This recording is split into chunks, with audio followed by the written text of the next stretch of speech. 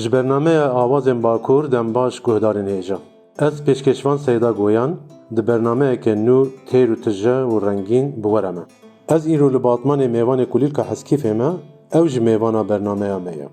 Kulîlka Heskîfê ne tenê hunermend e, di heman demê de pêşkeşvan şanogereke jîr û jêhatî ye.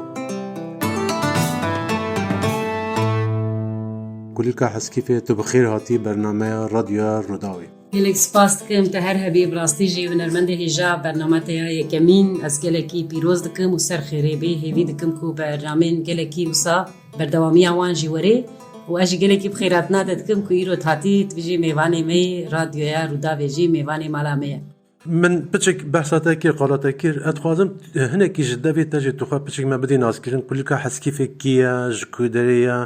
kengê dest bi hunera xwe kiriye, çi huner di Tirkiyê te de heye? Belê ez sala 2003 de min careyekem navenda çanda bihar batmanê nas kir û her wiha pêşî wek kursiyer wek şagirtekî min dest bi govendê kir. Zanî Kurd hinekî ji govendê hez dikin, dema ku dengê dawil û zirnê dikin hate dî ku ser govendê dikişînin. Bi rastî me ji malbatiyê gelekî ji govendê hez dikin. Govend bû sedem ku hemû beşên hunerê din jî bikevin jiyana min. Ez pêşî piştî govendê ez çû muzîkê, piştî muzîkê wisa şano kete jiyana min. Piştî şano jî pêşkeşvanê belkî gelek guhdarên me bibêjin ku xêr e yanî beşek di beş sê beş li gorî min hemû beşên hunerê ji xwe di nav hevdû de ne. Yani şano tiştekî wisa ye ku muzîkê jî di nav xwe de dihewîne, govendê jî ez tere bibêjin pêşkeşvaniyê jî û her wiha yanî kîjan beşê hunerê de serkeftî bê ji bo te di şanoyê de ev ya dibê wek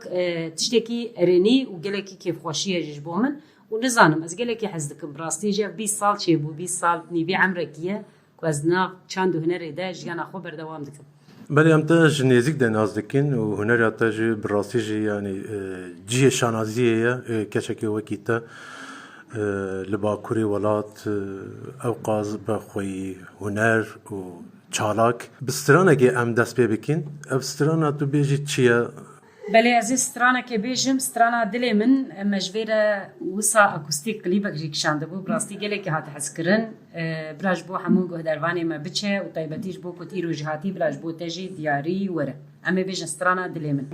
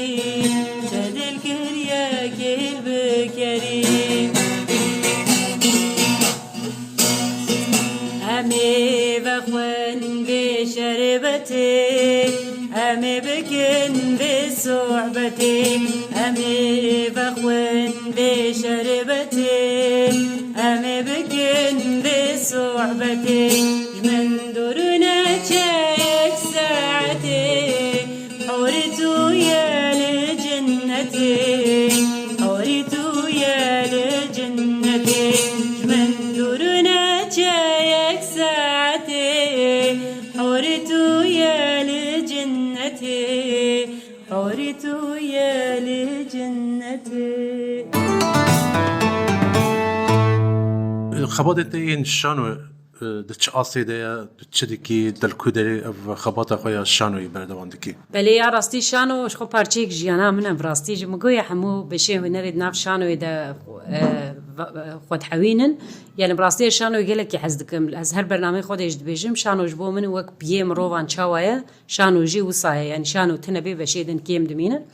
هری داویه من لیستکه که بشرمولا پرفورمانس سرانجام قجکان دوی دریده هلبت پشتی 5 سال 5 سال راستی جناب برا شانو دابویه من دق کاراکتر هذا از درکتم سرد کی جاردم پشتی 5 ساله هلبت زحمت جیبو یعنی دمک نافبر کتبویه لی كوت باش هنر ايدن جي سرد كي بميني تقاز جي تدور بكبي دمكي تجي اليوم بهفر هي وصا تدور ناميني يعني يا راستي تهيلات دل وميجي وجيان ده اجا مجي دوي دريد ابدا حب كاركتر جي قرد قبل وان رحا آمت وهروها شغل باطماني سي چار جرام دركتن سرد كي براستي ليستقل كي جهات عجباندن هم كاركتركي اختيار از دليستم يكي جنك بير بو وكاركتر جي يكي اخوه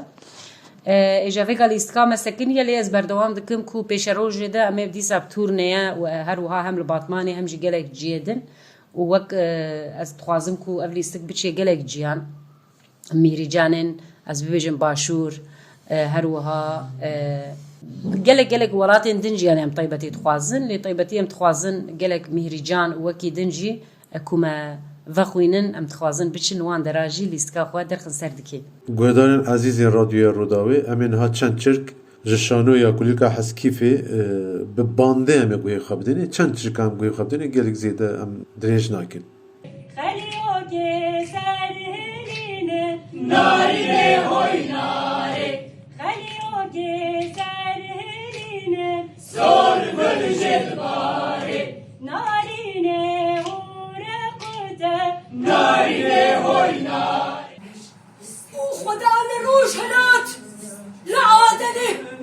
بخشی آوا کر او آدمی کو آفراند لیدانی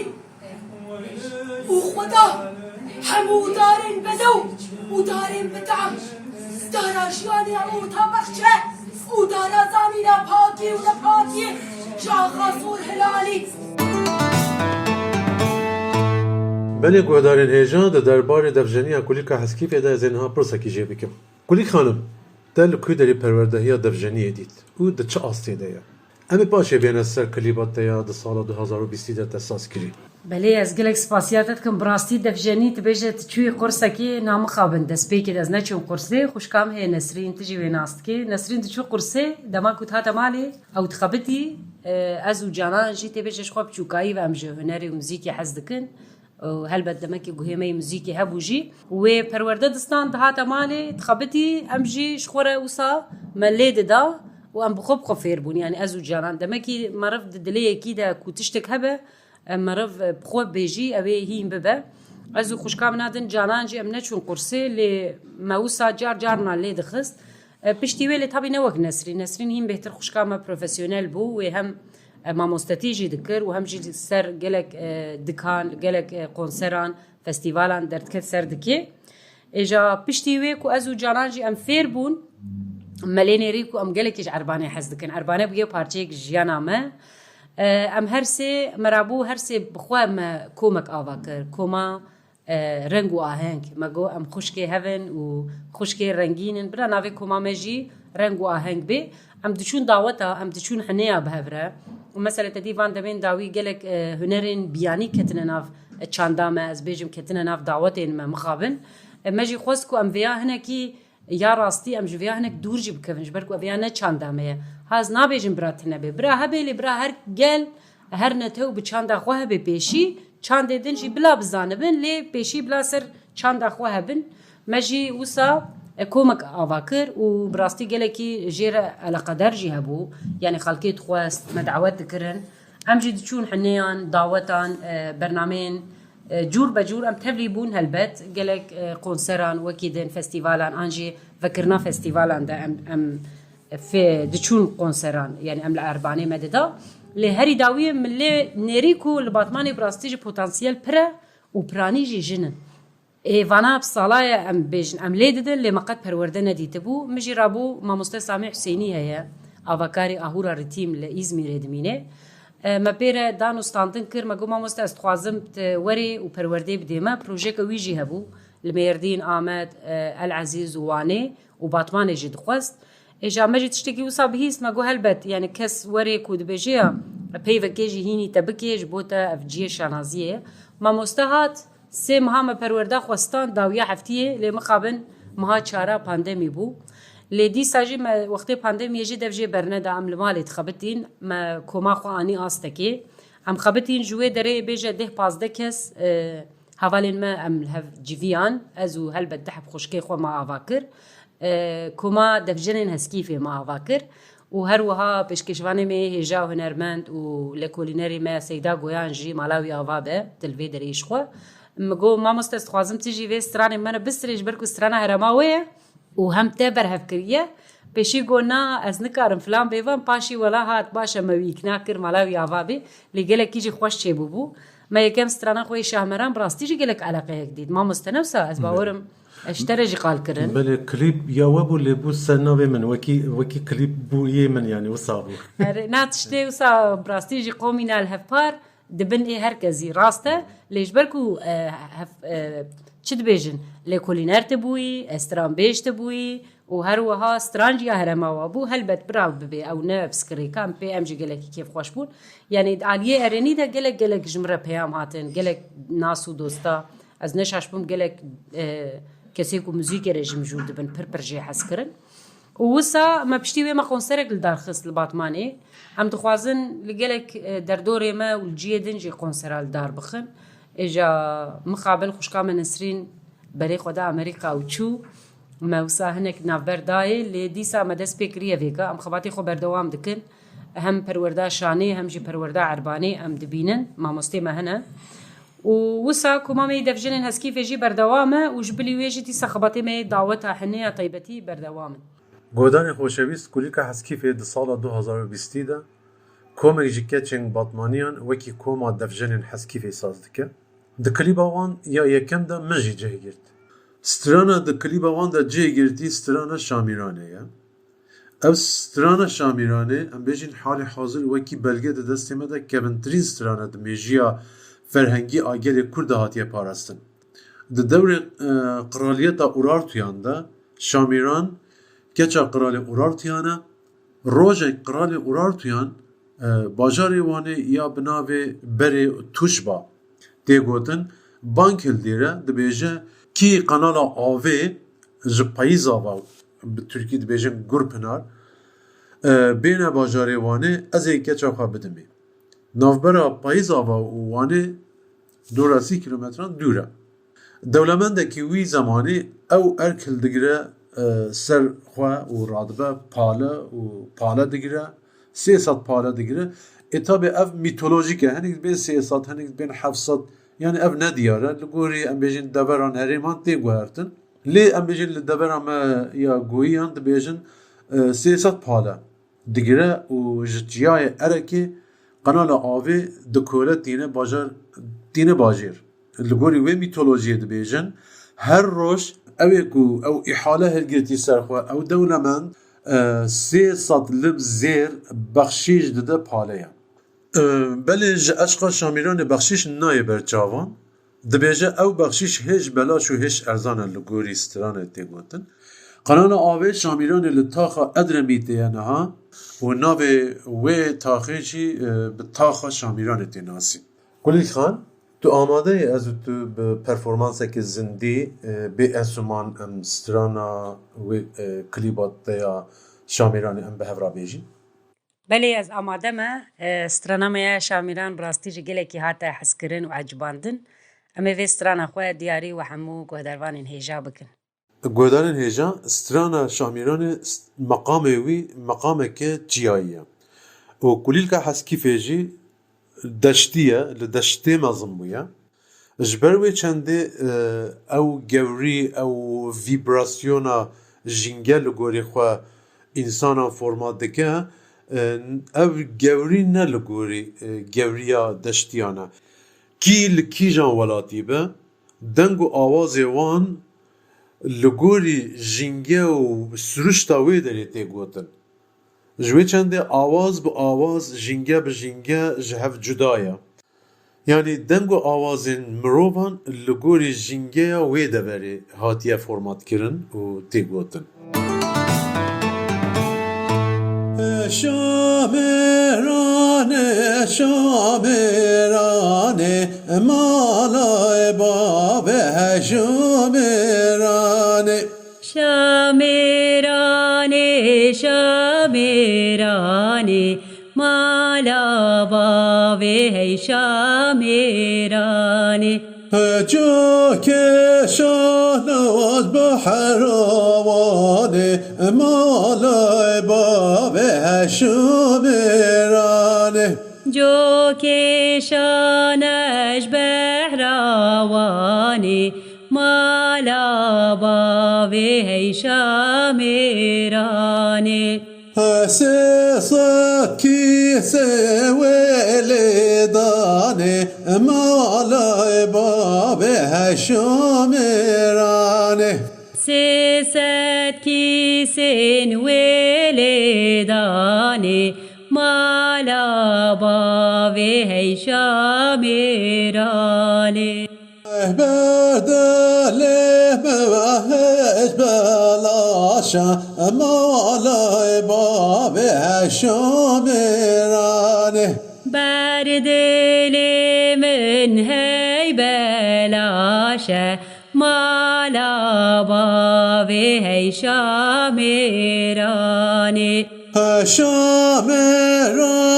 ve çober kaşa, malay babe şamerane. Şamirani çuber kaşan malaba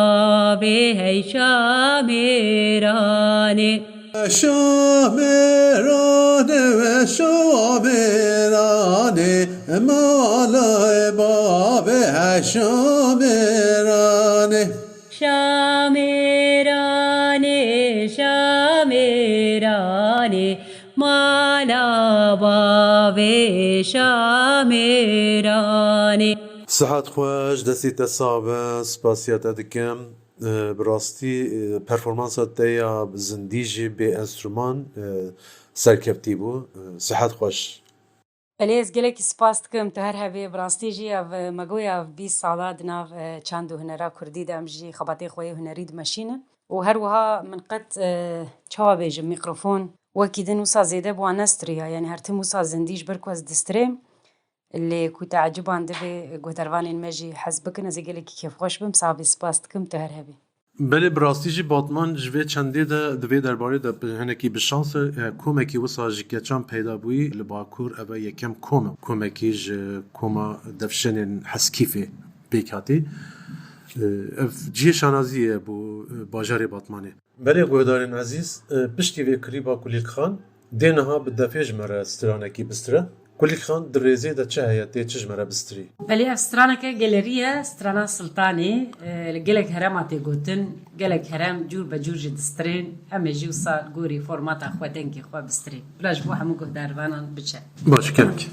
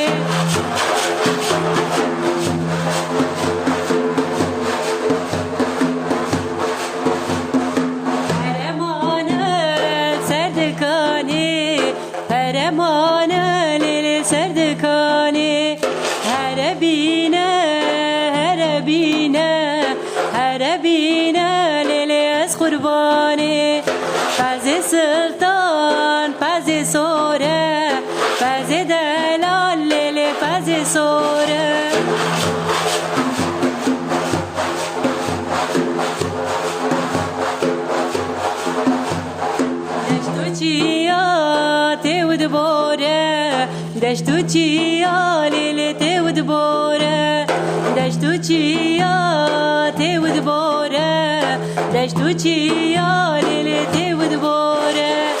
یا سر بیره وزن آستاکه یا بن بیره لیلی گلا گشه دلیلی دلیلی دلیلی سلطانی دلیلی دلیلی دلیلی سلطانی بجي صحات خوش. gelek spas dikim tu her hebî savî spas. بله گوهدارین هیجا امی برنامه اخوه بسترانک یا رحمتی سید یوسف قدینن حتی دیداره که دیتر بمینن شاد. Lê ev strana jî strana hunermendê hêja û ku gelekî stran û muzîk ji hunera Kurd re hiştin û mixabin ji nav me koç Kirçû rehmetlî Seîd Yûsuf e em wî ji li vê derê bibîrtînin û stranên wî hetanî ku jiyan hebe ew ê stranên wî jî bi me re bin hebin bila ji bo hemû hezkiriyên hunermendê hêja Seîd Yûsuf û ji bo hemû guhdarvanên me jî biçin.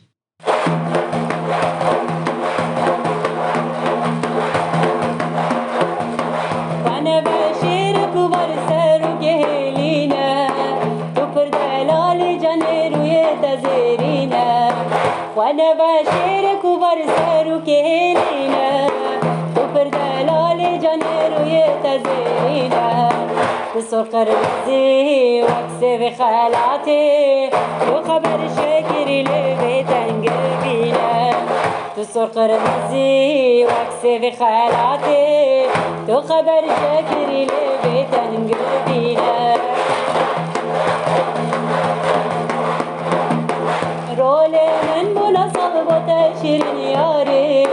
dilimdeki nalen aldır mal bu kubari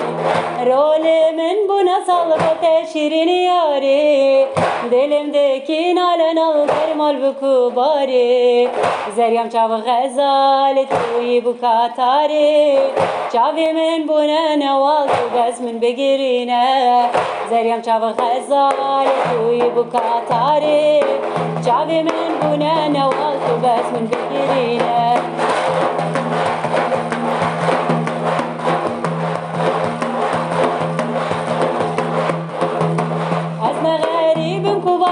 تكي بنديما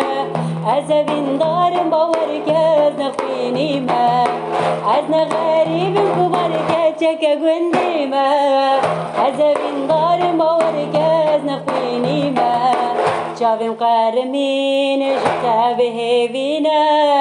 برينام جلا كرات وربكوينا شافم قارمين جتابه بينا برينام جلا كرات وربكوينا شافم قارمين جتابه بينا برينام جلا كرات وربكوينا